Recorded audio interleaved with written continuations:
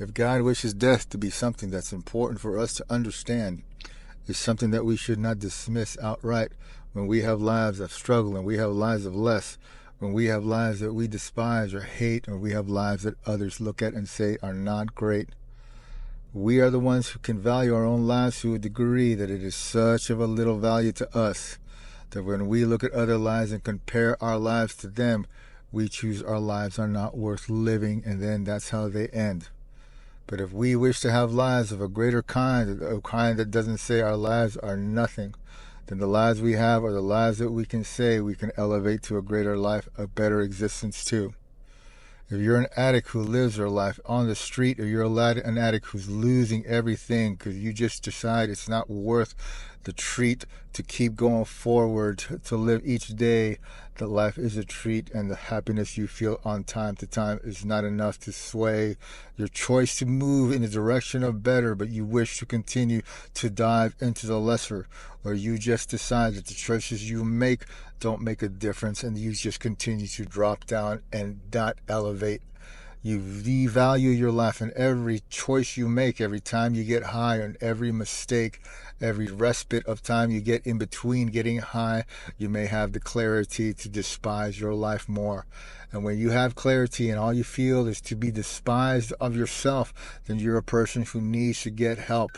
You're someone who needs to get help when you hate yourself, because when you hate yourself, you're going to end up being more hateful to others too. The others that you hate may be the ones who stand a chance to help you, to show you and remind you that you're worth the life that they knew. You're worth the life that they once knew was better, because they're the ones who loved you and cared about you far more than what you believe and still do.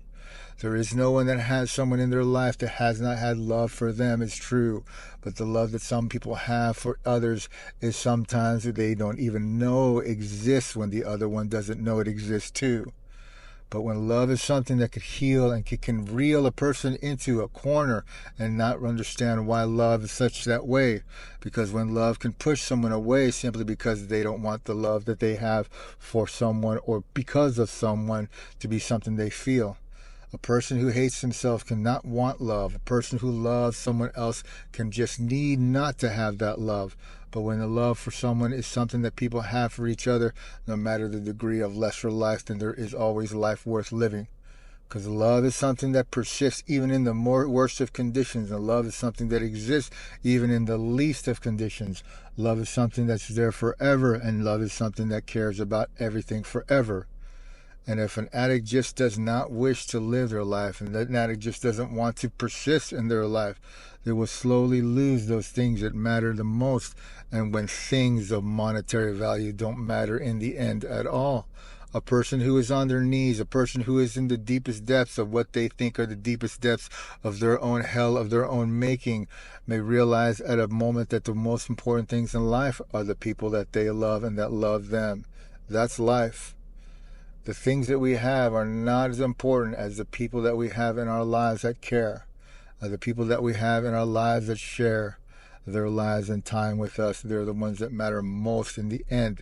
That's what matters most in the end.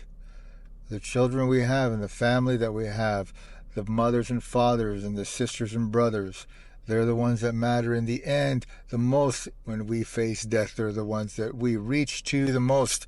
When we reach to nothing because we can't reach them because they have distanced themselves from us so much, then we can't reach to them. So the likelihood of trying to reach them in the face of wanting to die is something that many people who are addicts, who live up to the expectation that an addict will die, are the ones who die and the ones who leave everyone behind simply because they don't want to live a life of worth. And a life of worth is an addict that is worth the life they have. They are never not worth their life. If you're an addict who needs help, or you're an addict who wants to die, or you're an addict who knows that they're heading in the direction of dying, not because only you want to die, but only because you also know that an addict who shoots up is an addict who can die. You risk your life in the choices you make and the people you are around and the situations you put yourself in. You escalate and you elevate the risk that you exist simply because you don't value your life is why that persists. And if you want to be a person that does not realize your own existence and worth, then you're a person who needs help. You're a person who needs to reach for help, and there will always be help, because compassion and love is even in the worst and darkest of places. It exists there too, because love exists there. People can help each other when they are at the least of what they have ever been, surrounded by the least of what they never thought they would be around as well. But when there are people that are far more beyond where they are, who reach down for them, then they have a greater chance to live their life and not lose it.